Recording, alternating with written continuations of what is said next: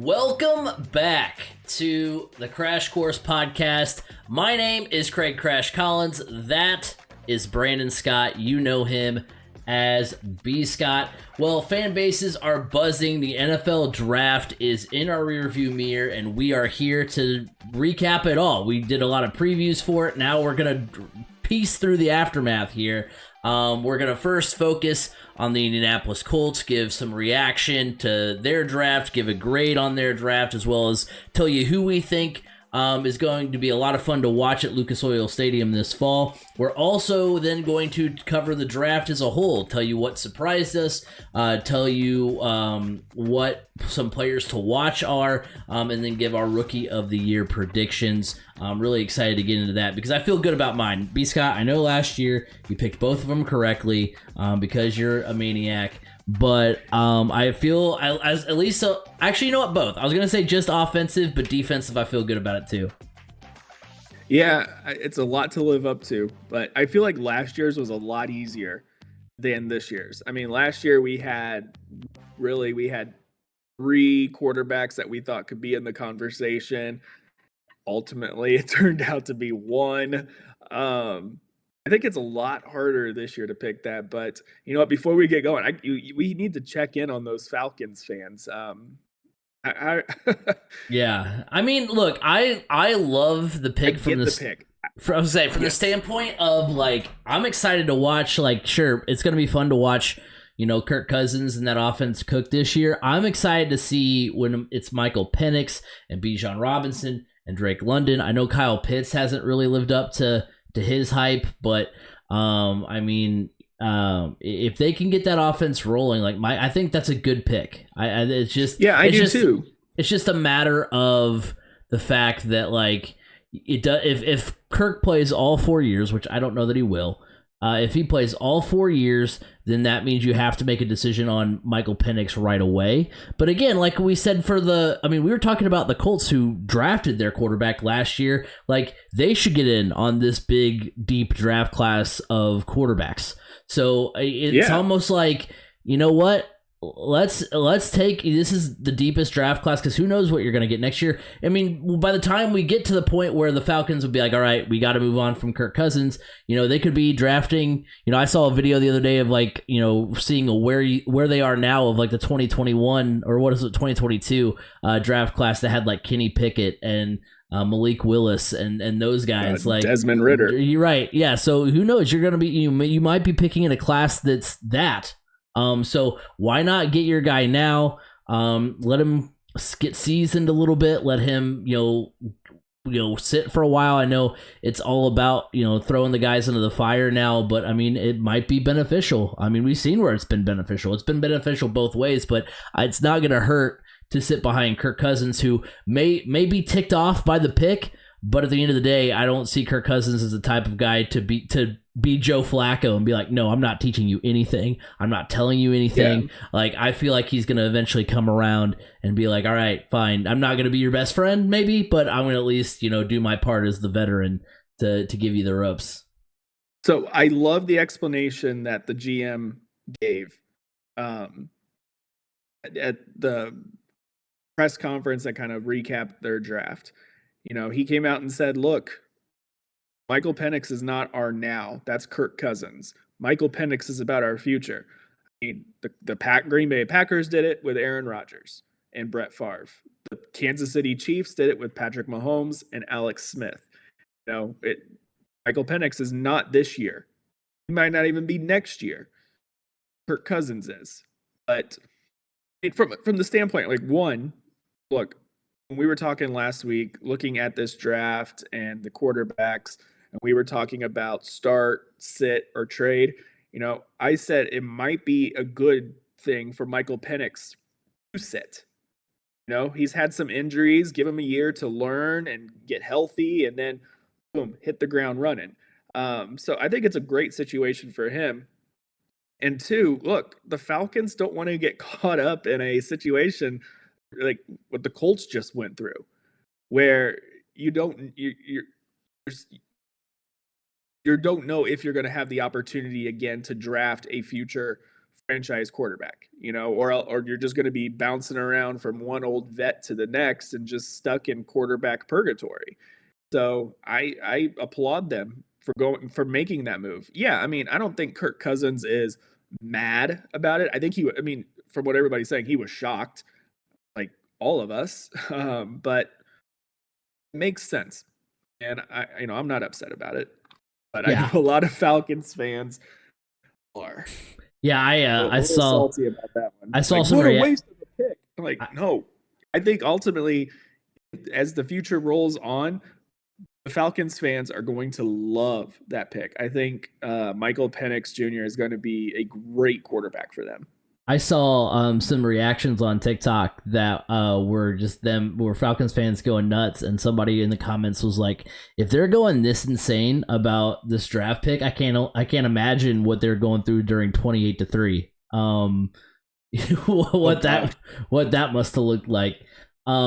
But yeah, no, I'm right there with you. I think and people are clamoring and being like, oh well, by the time Kirk Cousins' contract's over, he'll be 27 or something like that. It's like we act like, I mean, quarterbacks and age is not in the same conversation as like running backs or wide receivers. Wide receivers and quarterbacks are kind of like, sure, do you want to be is it better to have one that's 23 and not 34? Sure, but it's not like at 34 you don't have, potentially, if you're good, at least 4 to 5 more years left. In that category. The closer you are to 40, that's when it starts to get a little bit risky. That's where Kirk Cousins is. Right. So Kirk Cousins is going to be about 40 years old when his contract is up. He's not playing that long. No. So, speaking of quarterbacks, though, there were a lot of quarterbacks selected in the draft, and let's take a look back here as we start to recap this 2024 NFL draft. Of course, it all started predictably with the Bears selecting USC quarterback Caleb Williams with the first overall pick. 6 total quarterbacks were drafted in the first round, the most since 1983. It's also the fastest that 6 quarterbacks have been drafted. LSU's Jaden Daniels. Weren't they all drafted in the top 12? Yeah, 6 of the top 12. That's crazy. It was Caleb Williams. 50%. LSU's Jaden Daniels, he goes to the Commanders. UNC's Drake May goes to the Pats. Of course, we covered it. Washington's Michael Penix Jr. to the Falcons. Michigan's J.J. McCarthy to the Vikings. Oregon's Bo Nix to the Broncos. 6 signal callers in the top 12. And then it was the longest gap between quarterbacks selected is after it was Bo Nix, we had to wait until South Carolina quarterback Spencer Rattler was selected 137 picks later. I think it was day 3 that he was selected. The longest stretch. You can thank Netflix for that one, right? So the next quarter, he was so the longest stretch between quarterback selections in the common draft era. 7 wide receivers were taken in the first round, tying 2004. 55 offensive linemen were taken, 28 of which were tackles. Those are both records. The first defensive selection was made by the Colts at number 15, the latest a defender has ever been chosen. 14 straight offensive players drafted is the longest streak of offensive players selected at any point in draft history. So lo and behold, it was a record-setting draft, and of course, our Colts were a part of that. And we'll go ahead and transition into the Colts selection, the Colts portion of tonight's podcast. Let's take a look at the Colts selections. Of course, it all started round 1, pick 15, with UCLA defensive end Liatu Latu. He had 13 sacks in 2023. It led the Pac-12, 2 interceptions, 5 forced fumbles, unanimous All-American in 2023. Pat Tillman, Defensive Player of the Year, 2022 Comeback Player of the Year, 2-time first-team All-Pac-12. His draft comp is T.J. Watt. Then round 2, pick 52. That was Texas wide receiver Adonai Mitchell. Second team All Big 12. He had 55 catches, 845 yards, and 11 touchdowns in 2023. His draft comp is George Pickens. Then in the third round, pick 79, the Colts grabbed Pitt offensive tackle Matt Goncalves. Is it Goncalves or I can't even talk. Goncalves. I want to go with Goncalves. I think it's Goncalves. Goncalves. That's Or Goncalves. I don't know. So I apologize. I'm excited to watch you play this year, but I'm butchering the name. I know. Third team All ACC in 2022. With the fourth pick, or with the 117th pick in round 4, it was Wisconsin guard Tanner Bortolini. Third team All Big Ten selection there. Round 5, pick 142 goes to Oregon State wide receiver Anthony Gould. First team All Pac-12 in 2022. Honorable mention All Pac-12 last year. His draft comp is Isaiah McKenzie, so I thought that was kind of funny because the Colts let Isaiah McKenzie walk last year. And then in round 5 as well, pick 151, Missouri linebacker Jalen Carlisle. 64 tackles in 2023. It led the team, 4.5 tackles for loss, 2 sacks, 2 interceptions, and a forced fumble. Round 5, pick 164, Auburn cornerback Jalen Simpson, second team All SEC, 4 interceptions, 1 interception return for a touchdown, 36 tackles, 1.5 tackles for loss, 3 pass breakups last year. He was projected as a 4th or 5th rounder. The Colts, other 2 5th round picks were projected as 6th rounders. So once you get past the 3rd round, though, you're just not really taking what's really projected. You're just taking who you like, but it's still worth noting that they took 2 projected 6th rounders round 5 before getting Jalen Simpson. Round 6, pick 201 was Marshall cornerback Michael Abraham, and then in round 7, finishing off the draft class for the Colts, pick 234, Oklahoma defensive tackle Jonah Lalu. Starting off our Colts draft discussion. Let's go ahead and do what we've done a couple of times. We did it after the season, and we'll do it here as well. 4 words to describe the Colts draft. For me, my 4 words are, I guess I'm in. Originally after round 1, I was all set to go. I had it all ready to rock. It was going to be no more edge rushers after the Colts selection of Laiatu Latu. And it's like, look, I get it. You're in the same division as CJ Stroud, Trevor Lawrence. Getting to the quarterback is as important as ever in the AFC South. The Colts were 5th in sacks in 2023 with 51, the most of any team that did not make the playoffs. You have Samson Ebukam, who led the team in sacks with a career-high 9.5. He was 25th in the NFL, 12th amongst defensive ends. You had Kwity Paye, who had 8.5 sacks, 14th among defensive ends. Dio Adengbo had 8, all 3 of which are still currently on the roster in 2024. If you were looking to get stronger on the edge, you could have gone, I know people are probably going to listen to this and laugh, but you had players like, for instance, Jadeveon Clowney, who's coming off a 9.5 sack season, tying his career highs. He signed for 2 years, $10 million. If you say, hey, Crash, he's too old, he's over 30. Which kind of hurts me personally, as a 33-year-old. Really hurts. But you have Andrew Van Ginkel, who's coming off a solid year, and he signed for the same amount as Clowney. He's, I think, 28. And that's to say, I say all this because reminding everybody, the Colts signed quarterback Joe Flacco to a 1-year, nearly $9 million contract. A quarterback you'd have to completely change your offense for if Anthony Richardson were to go down and he had to step into play. And what I'm ultimately getting to is not only could the Colts have either addressed a draft need in free agency, be like, okay, we need a wide receiver, we need offensive linemen, let's go out and get that player in free agency. Or they could have done that with defensive end. Be like, okay, we really want to get an edge rusher. Let's go address that in free agency so that we can focus on some other things during the draft.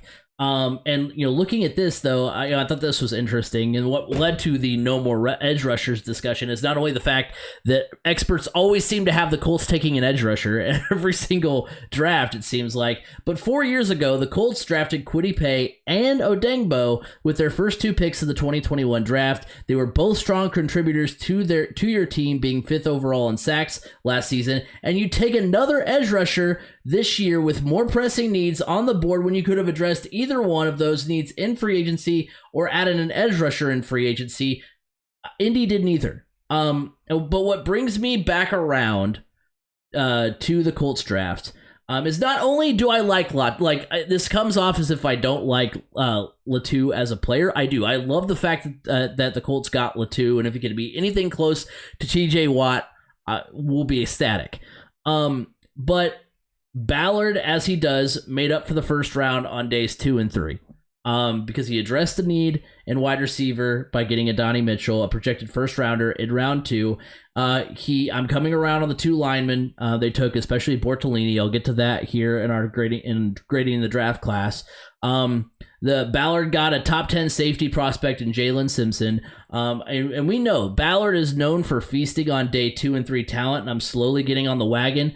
But as I said last week, I would have rather seen the Colts trade out of 15 and acquire more draft capital and take a position that wasn't I would have rather seen them trade out of the 15th pick, and for them to keep the 15th pick and then use it on a non-need. That's what was aggravating to me. So I'm in based on the draft as a whole, but that first round pick. Now again, love Latu as a player. I'm excited to have him. Play this clip when he's all pro in a couple of years. But I was annoyed at the fact you could have got an offensive lineman. You could have literally had any defensive player you wanted because nobody was off the board yet, and you went with an edge rusher when not only do you have those guys that I talked about contributing to the sacks, but you also have DeForest Buckner, Grover Stewart. Your defensive line is stacked. And you didn't do really anything else with the opportunity that you had. So my 4 words are, I'm coming around now.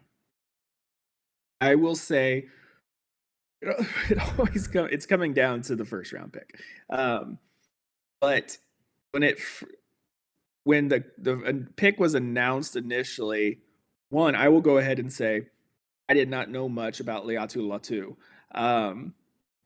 Playing on the West Coast, all I saw was UCLA, and I'm like, UCLA wasn't very good.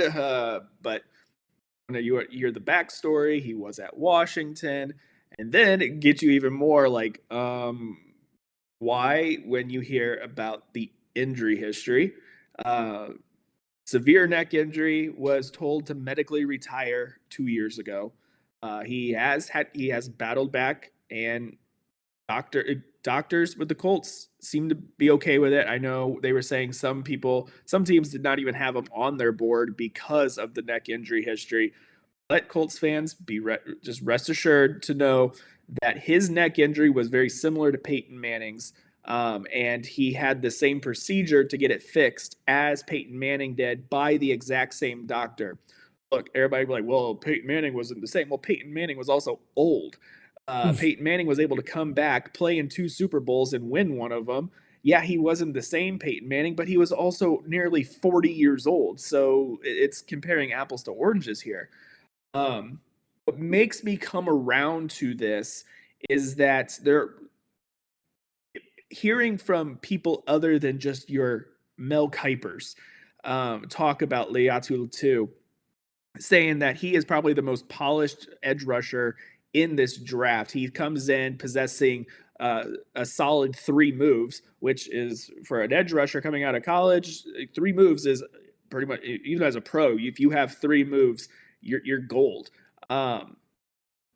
Compared to most coming out of college have 1 that they still need some work on. I mean, he's got a power move, he's got quickness, he's got the spin move, he can do he swims. I mean, it's just, he is the most polished. And the more I think about the pick overall, yes, there was the Colts have needs in the secondary, and they had their pick of all of them, whether it be Terrion Arnold or Nate Wiggins or Quinyon Mitchell. They were all there for the taking, and I understand it. But also, you got to look, how many corners did the Colts take last year in the draft? Took a ton. And Julius Brents had an up and down year because of injuries. If he comes back and he's 100% healthy, look, he's a really solid player out there for you. But when you look at the Colts were 5th in the NFL in sacks. That's great. That's really great. However, on the flip side, the Colts were not getting consistent pressure on the quarterbacks. So yeah, they had some luck getting to the quarterback, but they weren't doing it consistent enough. So you can really hide a lot of any deficiencies you may have in the secondary if you're able to get pressure onto the quarterback, have a consistent pass rush. And look, if you look at Kwity Paye, Dialog Dengbo, they're very similar. They're more of a power rush type end. Whereas Liatu Latu, if you look at his body build, he is going to be a speed rush. I mean, the thought of pairing him on one side with either Samson Ebukam or Kwity Paye, it could potentially have the makings of something that Colts fans have been wanting for a while, a Dwight Freeney, Robert Mathis type duo. Are they going to live up to that type of careers? Probably not. I mean, those two were some of the best, obviously, but I see where the Colts were coming with that pick. Like I said, hearing it from other experts outside of like a Mel Kiper, Bill Belichick on the Pat McAfee show gave this pick an A+. This is a guy Bill Belichick would have picked, and love him or hate him, Bill Belichick knew how to evaluate talent. Nick Saban, I forget which. I mean, they were everywhere. All these old retired coaches that have won plenty of championships and know how to evaluate talent. Nick Saban said this guy was his top pass rusher as well when looking at the draft. So when I hear those guys say that, I'm a lot more on board with the pick. Whereas, Mel Kiper is going to sit there and spout off all these like measurables and blah, blah, blah, blah, blahs. Whereas, those former coaches are like, when push comes to shove, I want that guy on my team. And it's like, okay, you won championships, so I get it. Yeah, you definitely want that guy on your team. And, I love the pick in the second round of Adonai Mitchell. Depending on whose board you're looking at, I know like Bleacher Report on their big board during their live broadcast or their watch party of the draft, they had Adonai Mitchell as their 14th overall prospect. So to be able to get him at 52, as a matter of fact, they traded back. The Colts traded back in the second round and landed several more picks, and they were still able to get Adonai Mitchell. I love that pick. They picked up some needs. I would have maybe liked the possibility of a corner earlier on, but after putting so much draft capital into that last year, okay with it, especially with the guys that they drafted this year. I'm horrible with names. I got the list here. We have Jalen Carlos from Missouri. Yes, he was a linebacker, but he is projecting out to be a safety. And then Jalen Simpson, safety from Auburn as well. Look, if there is a position with the Colts that's kind of up in the air going towards the future, it really is the safety position. The corner position, you got a lot of young players. You just locked in Kenny Moore for the future. But, the safeties, it's a little bit of a up in the air right now for the future. So I'm coming around to this draft the more that I learn about some of these guys and the more that I understand Colts needs a little bit further. So yeah, I'm coming around and I'm pretty happy about this one. When you talk about, cornerbacks, I mean, the Colts have drafted, I think, under Ballard 2 first-round corners because you've got Malik Hooker, who obviously he's turned out to be pretty solid with Dallas, but yet I think with the Colts he was a safety though. Did he end up being a safety? Yeah, and then he was always a safety. You had Rock Ya-Sin. Was a safety at Ohio State. I thought it was a corner. I could have sworn he was. No, he was a safety. But then you've got Rock Ya-Sin, who, was okay, but he was. What's that? He's been okay. He's been pretty good with Baltimore. Yeah. So, but that's what I'm saying. Like with the Colts, both of them were not as good as maybe projected. So when you talk about evaluating corners, maybe that's the way to go. He's like, okay, you know what? We're not even going to worry about that. But yeah, no, I mean, heck, you're making me.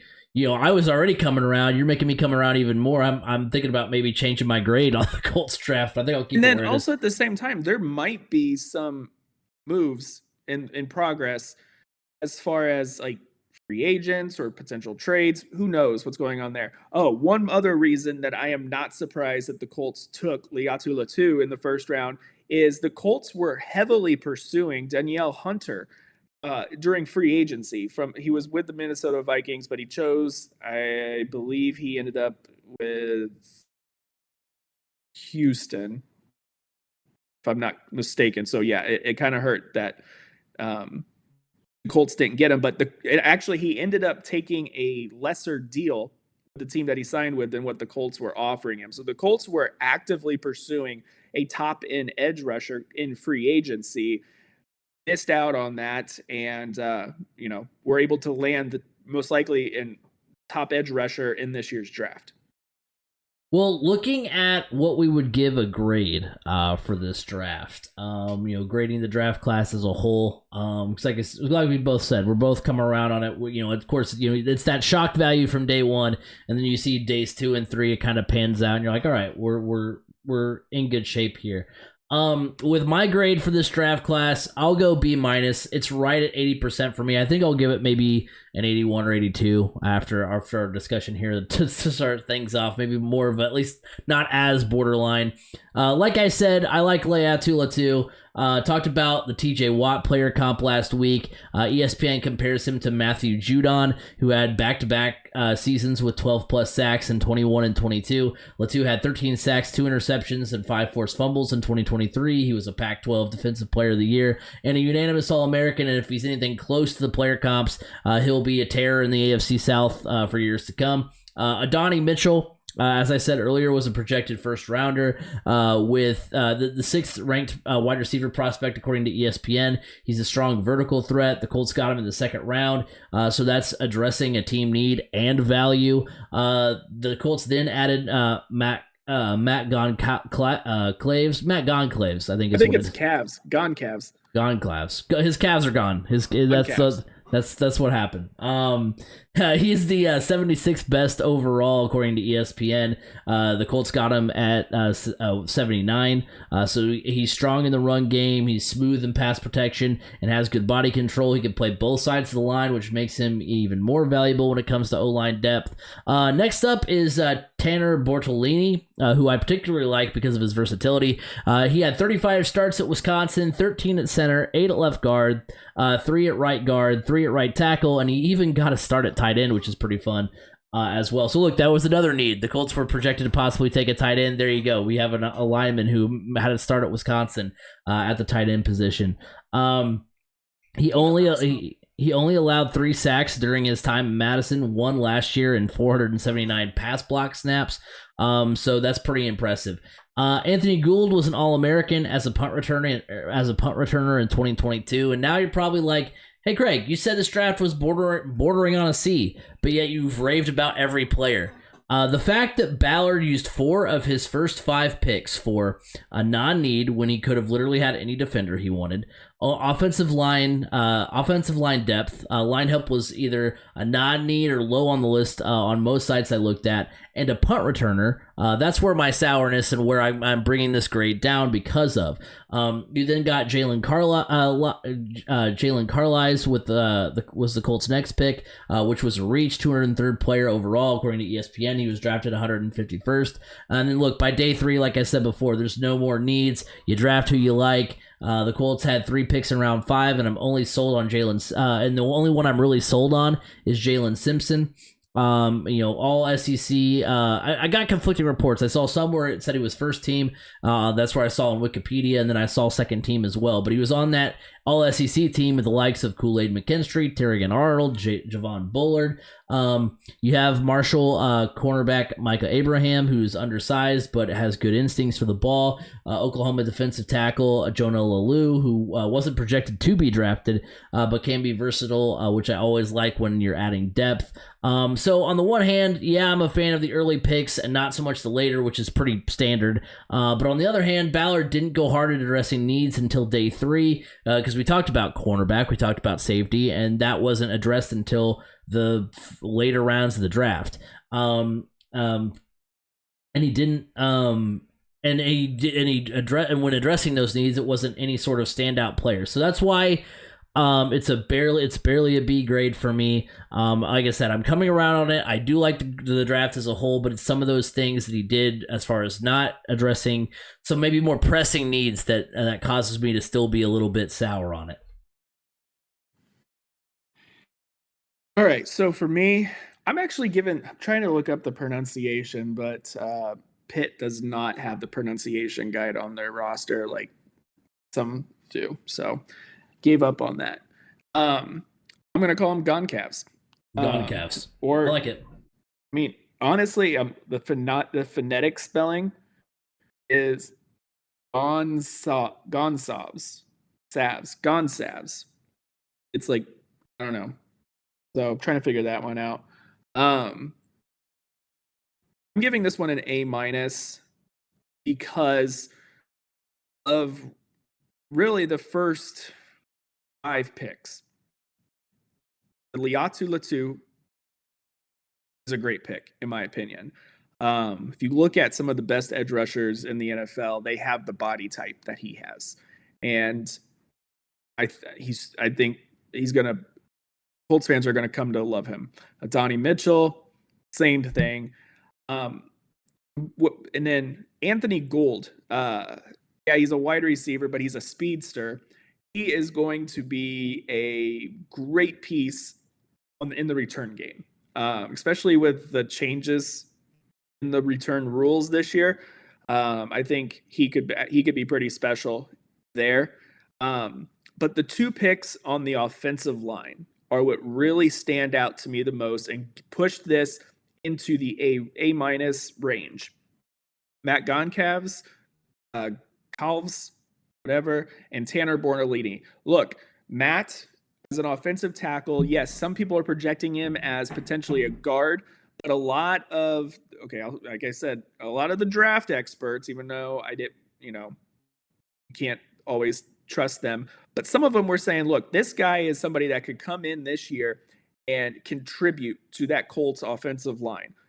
He's not going to be a starter, but he's a big, powerful guy. And if he's able to come in and contribute, that's great, because where he may come in, we have some weaknesses on the offensive line still. Just got to put it that way. And if he's somebody that could eventually become a starter, which he possibly could, it's a great pick. I also love the Tanner Bortolini pick. Yeah, I know he didn't grade out as the highest, blah, blah, blah, blah, blah, whatever. Look at the history of Wisconsin offensive linemen. They're not always, a lot of them are the biggest, but are some of the smartest as well. And Tanner Bortolini, he was just consistent and solid at Wisconsin. And that's kind of what you need from your center. And I know he's got the versatility. He's played all over the line. He's definitely an interior offensive lineman. But this is a pick looking towards the future. Ryan Kelly is in a contract year. Ryan Kelly has also thrown around the idea of retirement. Ryan Kelly's also talked about the idea of re-signing with the Colts and finishing his career with the Colts. So even if it's retires after this year or signs a 1-year deal and comes back for 1 year, look, he can help get Tanner Bortolini ready to step in to the starting center role. And I think that is definitely a great pick for the future. Obviously, when you start getting later into the draft, it's kind of a toss-up. But those first 5 picks, I think those were great picks that are going to provide a lot of talent to this team going forward in the future. Yeah. I think I've especially the 2 linemen. Like you said, they of course, as you've noticed, we're not super well versed, at least on pronunciations. But like at the same time, which I saw, Gonzalez is another one I saw when looking it up myself. But yeah, like Portuguese, Argentinian or something. Yeah, but yeah, no, I think those 2 picks are gonna end up being really good, and yeah, I think Like I said, I mentioned the first 5 picks of the first few rounds of the draft were really good for the Colts, I think.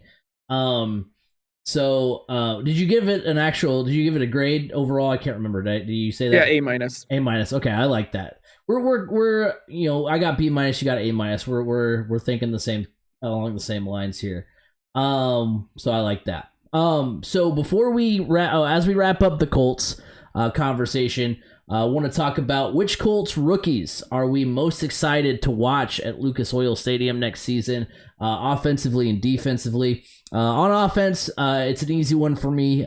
Texas wide receiver Adonai Mitchell. He's going to be a lot of fun to watch. The Colts add Adonai Mitchell, who had 55 catches, 845 yards, and 11 touchdowns in 2023. If those numbers don't pop enough for you, remember, he shared the field with Xavier Worthy, who the Chiefs selected in the first round. He joins a wide receiver room with Michael Pittman, who was 5th in the league in receptions last season with over 1,000 yards. Josh Downs, who had 68 catches last season, breaking the Colts rookie reception record. For our Colts preview show, I already have like a bold prediction, so I'm really excited for that. I'll say it now because y'all will forget by the time we get there. I think we're going to see that record broken for the second year in a row, potentially. I think that's going to be my bold prediction. And so watching that trio of receivers is going to be a lot of fun this season. I'm really excited for that. Defensively, I'll go with Auburn safety Jalen Simpson. From a developmental standpoint, he graded as a solid backup and was projected to go in the 4th round potentially, and the Colts got him at the end of the 5th round. He led Auburn in interceptions the last 2 seasons, 4 picks, 1 for a touchdown, 7 interceptions, and 14 pass breakups for his career. He's explosive. He can test the ball well. So I can't see what he becomes during his time in Indianapolis. So it's kind of hard to pick an offensive player when the only one that's probably going to see the field on offense is Adonai Mitchell. Right. Otherwise, I mean, I'm so excited to see a backup offensive lineman. I mean, you could be. It was fun to watch Q that rookie year. Well, that's a little. He was. I know he's a little bit different. Like very different. Top 10 pick. Yeah. Yeah. Adonai Mitchell, I'm right there with you. I don't know about the rookie reception record being broken, just because Josh Downs plays so well in the middle of the field, is that slot guy that's just kind of all over the place. But the rookie touchdown record, I think, could, because Adonai Mitchell is a big time red zone threat. And if you're going to have weak tight ends, then you might as well have a couple wide receivers that are big time end zone threats. And Adonai Mitchell is one of those. So I think, I like where your head's at on that one. Defensively, I am going with Liatu Latu. When you watch a lot of the past video of him, teams were giving him the Aaron Donald treatment. He was being triple teamed, and USC, there's a picture of him rushing the quarterback against USC, and 3 offensive linemen are on him, and USC's just daring the rest of UCLA's defensive line to come get Caleb Williams, and they didn't. So if he was getting that kind of treatment, and if he's able to translate that over to the NFL and have that kind of impact, it's going to end up being a pick your poison type deal. Because look, teams are already going to have to at least double team DeForest Buckner, who I thought, I feel like you could put DeForest Buckner in that conversation with Aaron Donald. He's a guy that's a game changer at defensive tackle. So if you're having to put 2 guys on DeForest Buckner, then you got to worry about either Samson Ebukam or Kwity Paye, and then Liatu Latu coming off either side. Okay, where do we go there? And then, oh, by the way, that big dude next to DeForest Buckner and Grover Stewart is also is a planet of a human being, and you got to worry about covering him as well with one of your interior guys. So it's kind of end up being, I think Liatu Latu could honestly have a rookie of the year type season. Do I think he's going to be rookie of the year? No, I don't think so. But he very well could lining up alongside someone like DeForest Buckner. He didn't have that at UCLA, and he was still really, really good. So I'm really excited to see that and how that pairing works out. Yeah, again, player comp TJ Watt. So if he's, imagine TJ Watt lining up next to DeForest Buckner. Yeah, it's just as an offensive line's got to be like, now I need to keep a tight end in as an extra help blocking. Oh, my running back better be ready to chip off on somebody. I mean, it's just like it hampers your offense a little bit. Yeah, I agree with you. That's going to be a lot of fun to watch. So that wraps it up on our Colts portion of our draft recap. Now we'll kind of shift gears and look at the draft as a whole and some of the things that surprised us from this past weekend's NFL draft. There's a couple things that stand out to me. Overall, what was really surprising was the run on offensive players in the first round. Maybe it shouldn't be that surprising, given that looking back at some mock drafts, the Falcons taking an edge rusher at 8 was the only defensive selection I saw in the top 10, and that was either Dallas Turner or Liatu Latu. Also part of that was how deep this quarterback class was. So that meant a lot of teams were going to take quarterbacks early, which, obviously that's going to contribute to that as well. But 23 of 32 first round picks were offensive selections. And looking back at the picks, you had Latu, who was ranked 12th overall, projected in the top 10 by some. He was picked 15th. Dallas Turner was ranked 7th. He went to 17th overall to the Vikings. Quinion Mitchell was ranked 10th. He was drafted 22nd overall by the Eagles. Terrion Arnold was ranked 11th. He was drafted 24th. Cooper DeJean was drafted 40th by the Eagles. He was ranked 19th. Kool-Aid McKinstry was ranked 27th, drafted 41st by the Saints. So it was just odd to see that many players either projected early in the first round, drafted in the bottom half of the first, or projected overall as first rounders dropping well into the second. So it's not necessarily like, oh, well, it just took a while before the run on defensive players started. No, it was actually, not only those top defensive players dropping, but dropping like well below they were projected. So that was kind of surprising. As far as like, what was surprising as far as like where someone was selected or how far they fell, I'm going to go with the Alabama defenders. Alabama had the second best defense in the SEC last season, 17th in the country. They were 10th in10th in defense in Division 1A FBS the year prior. I mean, of course, this is a Alabama defense that is, known for churning out NFL talent, known for the pedigree, and yet you saw Dallas Turner ranked 7th, picked 17th to Minnesota. Terrion Arnold ranked 11th, picked 24th. Kool-Aid McKinstry ranked 27th, picked 41st. So those players were dropping, and the last two players would have been thrilled. We would have been thrilled for the Colts to get if they would have gotten either Terrion Arnold or Kool-Aid McKinstry.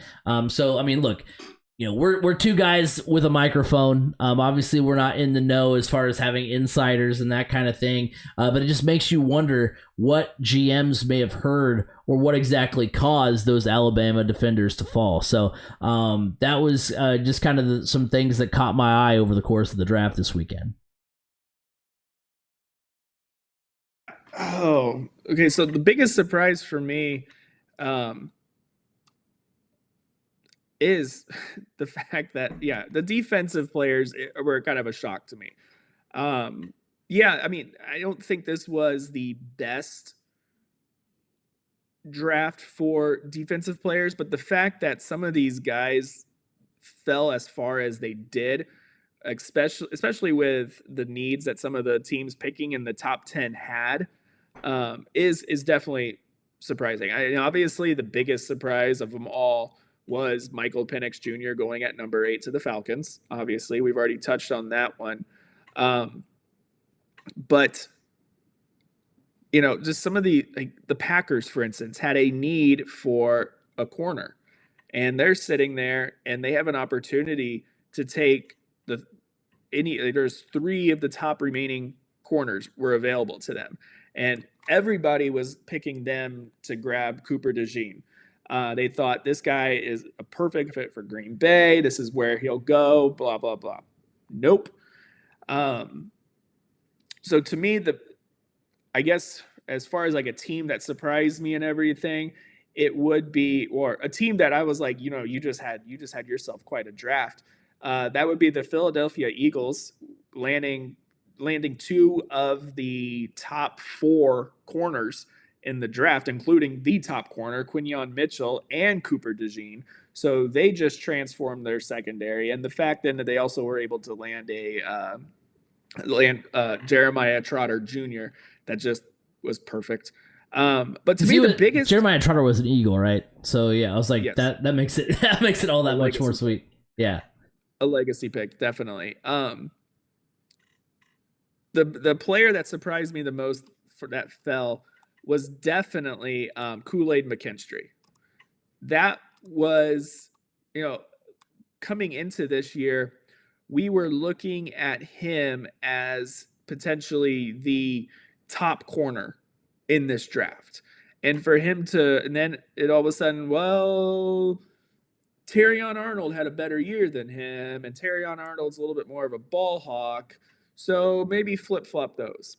And then Quinyon Mitchell just goes and blows up everybody's minds at the Senior Bowl. So wait, now we're putting Quinyon Mitchell ahead of Terrion Arnold and Kool-Aid McKinstry. And there was talk of Nate Wiggins being up there as well with his length, his arm length. And then don't forget about Cooper DeJean. He's just a freak athlete that is going to be great. So it was kind of surprising how Kool-Aid McKinstry went from being considered the top corner to being the 9th pick in the second round, 41st overall, to the Saints. So that was shocking to me to see him fall that far.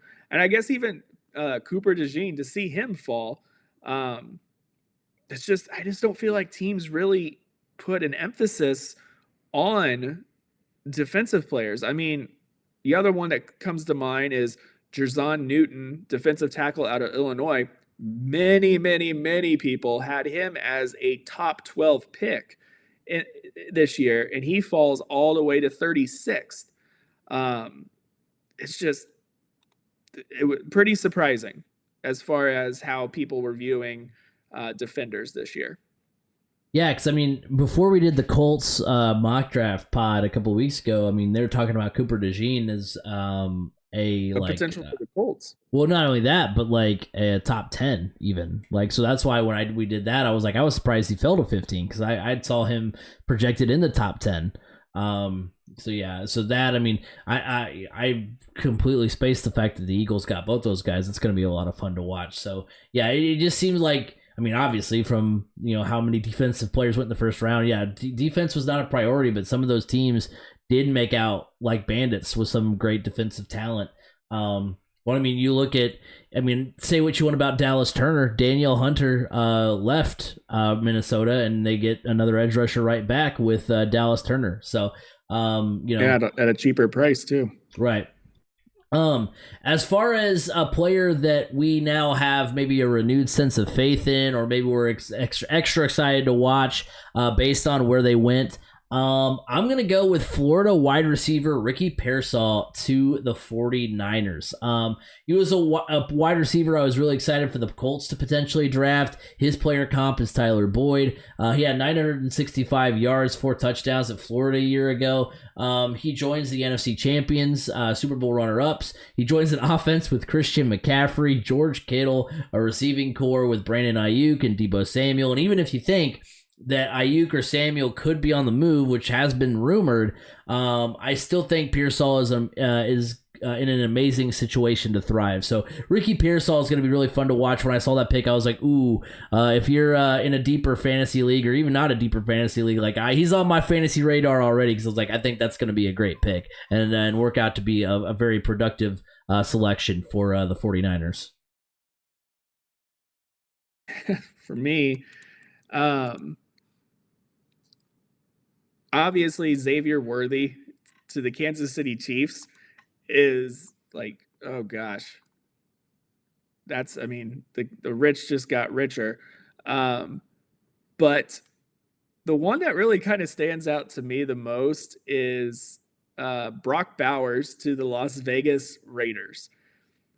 And I'm saying that because I so I know everybody's thinking, oh, they need a new quarterback, blah blah blah. Aiden O'Connell is, still the starter until said otherwise, but now Aiden O'Connell has Devontae Adams and Brock Bowers to throw to.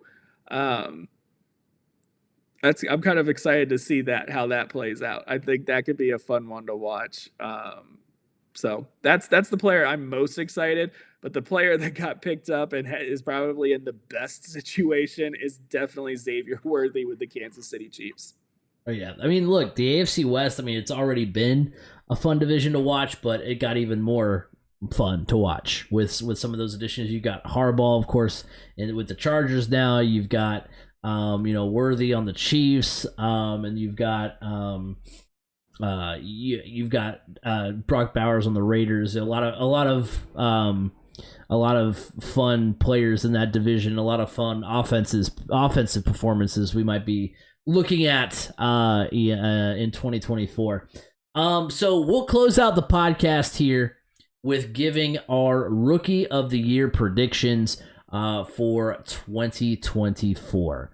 My offensive Rookie of the Year prediction, I'm going to go J.J. McCarthy. I really like J.J. McCarthy to the Vikings, and this may be a stretch, but watch out for Minnesota in 2024. The NFC North is a tougher division than we thought it was heading into last season, but are the Packers and Jordan Love for real? Can the Lions duplicate their success? How good will the Bears be? And even if you don't think the Vikings can contend for the NFC North, they still finished 7-10 despite losing Kirk Cousins in Week 8 and losing Justin Jefferson from mid-October until December.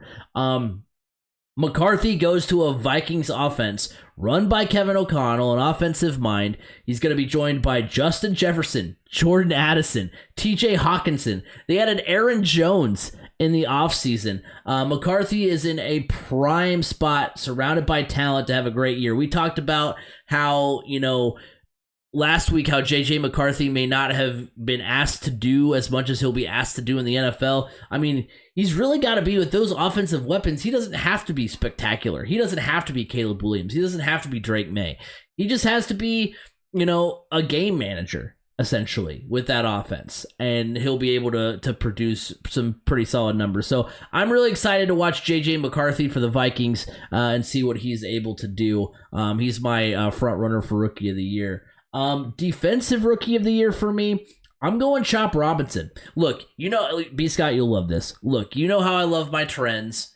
Prior to the 2024 NFL Draft, the latest a defensive player had ever been selected was 8th overall. That happened in the 2021 NFL Draft. Of course, the 2024 Draft is now the new record with Liatu Latu going 15th. Who was drafted in the 2021 NFL Draft? Micah Parsons, who would later go on to win Defensive Rookie of the Year honors. What player in this year's draft was compared to Micah Parsons? You guessed it, Chop Robinson.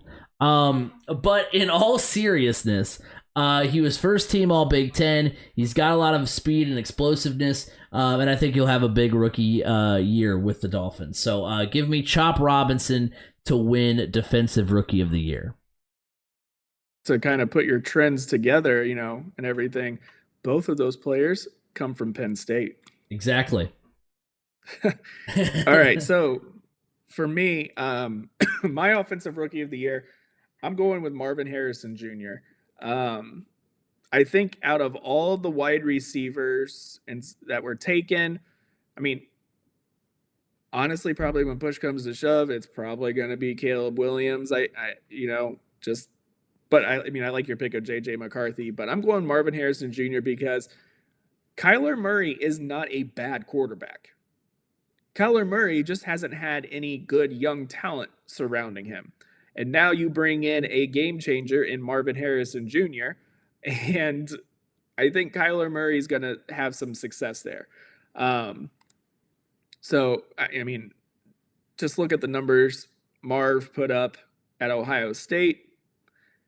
I think it's definitely going to translate to the NFL. And so I'm going that we're going to have a wide receiver as our offensive rookie of the year. Defensive rookie of the year, I'm telling you, I'm still up in the air on this. Geez. I guess the two that stand out to me the most, one is Colts, Leatu Latu, just because of what we talked about earlier, how him lining up along with DeForest Buckner and either Samson Ebukam or Kwity Paye and Grover Stewart is really going to pay off for him to be able to put up some really potential ridiculous numbers because of a pick your poison type deal. And the other one I'm looking at is Nate Wiggins, cornerback out of Clemson, who got drafted by the Baltimore Ravens. You know, Baltimore's got a solid defense. They've always had that, and I just feel like a corner that's kind of rangy and long. He's with Baltimore's defense overall, giving him more opportunities. I think he could have a big year, or even Terry and Arnold to the Detroit Lions. So honestly, if push comes to shove and I have to pick one, give me Leatu Latu, just because the more I think about it, the potential being of what else is surrounding him on that line really, really gives him a leg up, I feel like. And honestly, having to pick a rookie of the year and it being so tough really is how this draft unfolded in a nutshell. Just like nobody really stands out. So you got to start looking at the situations that they're in. And yeah, Leatu Latu is coming into, I think, a really good situation with that defensive line. So yeah, him as the defensive rookie of the year. I was hoping that was where you ended up, because I thought about it, because I wanted to look up who, like, the last time the Colts had a rookie of the year, offensive or defensive, and I think it's been a while. But I mean, I think it could happen. Because I was on the fence about that, and I was like, when do the Colts ever have like a rookie of the year, or like an MVP candidate, defensive player of the year? Andrew Luck didn't win rookie of the year, did he? I don't think so. Wait, did he? Because I mean, hold on. Now you're making me wonder. Yeah. I think defensively, does it go back as far? I mean, I know Bob Sanders won Defensive Player of the Year. Defensive rookie. Let's see. Winners. Let's see. I feel like it went to RG3. No. Yeah, you did go to RG3. I think you got... Okay, so I'm down... Oh, Edgerrin James, 1999. That was the last time an offensive player won Rookie of the Year for the Colts. Okay. What about defensive? Defense. I don't have anything in front of me. I didn't prepare for this part of trying to figure out what the Colts ever had one. Oh, you know what? I was like, wait, did Shaq Leonard get it? And he did in 2018. Okay. So at least more recently, yes, the Colts have had a defensive rookie of the year. So it could happen. Could happen. Which is kind of surprising with how the Colts are looked at, from the Peyton Manning era. Yeah, because you have to after that you have to go all the way to Dwayne Bickett in 1985 to find the next. The Colts, wow. Yeah. Not even Dwight Freeney or Robert Mathis. No. Not even Bobby Sanders. No. Wow. Is it around there? I don't know. I can't remember exactly when Bob Sanders was drafted, but you've got like since 2000, Brian Urlacher, Kendrell Bell, Julius Peppers, Terrell Suggs, Jonathan Vilma, Sean Merriman, and we're well into that part now. Simeon Rice in 1996, Peter Boulware, Charles Woodson, Javon Curse. So yeah, they've. I mean, I'm sure they were in the running, or at least Freeney was. So 2018, the last time a Colts player overall won the Defensive Player of the Year. But yeah, it doesn't happen super often. But I do like that pick because I think Latu can have a good strong year. So It's Just going to kind be of talked myself into that one. right. And I mean, To be honest. this draft class, this class of rookies is going to be a lot of fun to watch because this draft class has so much talent, and I'm really excited to see what it can do this coming season. So I will say, in the early mock drafts coming out already for next year, nobody has faith in the Colts. The Colts picked 15th this year. A lot of people are projecting them to pick either 13th or 14th, so right in the same range. And guess what they have them taking? Some people have them taking an edge rusher. Like of course they do. like you said, it's just the go-to. Yeah. And then it seems like next year is like loaded with offensive linemen again. So offensive line is another one where they have them going. Yeah, which I mean, you can never have too much offensive line depth. I have seen one where it's Emeka Egbuka, wide receiver from Ohio State, which wouldn't be bad, but then it begs the question, who didn't work out? Right. I mean, Alec Pierce. Right now, Alec Pierce is the odd man out. So who's the odd man out if you bring in Emeka Egbuka? I don't know. Yeah, so it'll be interesting to see. But yeah, I'm really excited to watch this draft class because there is a lot of talent. But that will do it for this week's edition of the Crash Course Podcast. Thank you guys all for hanging out. Remember, you can like us on Facebook, 3C Media. Go follow us over on Twitter, X, whatever you choose to say, at 3C Media Sports. Remember, if you're listening to us on the podcast app, go over. You can catch our clips on TikTok, 3C Media there. You can catch our videos on YouTube. Still a lot of hype going towards, speaking of draft, a lot of hype going towards that. Our Caitlin Clark video, that one continues to climb. Thank you guys all for your support there. 3C Media on the YouTube side. If you're watching us on YouTube, head on over to the podcast apps. If you're trying to listen to us on the go, you can listen to us on Spotify, Apple Podcasts, wherever podcasts can be heard. You can hear the Crash Course Podcast. You can find me at Crash Course FM on Twitter or X. B. Scott, where can they find you? You can find me on Twitter at Brandon_Scott87. Well, next week, we're going to be entering the month of May. It'll be IndyCar conversation. We'll hop into that. It's going to be a lot of fun. May is always a fun month to hop into with racing. A lot of interesting IndyCar conversations to have next week as well. But until then, have a good week, everybody.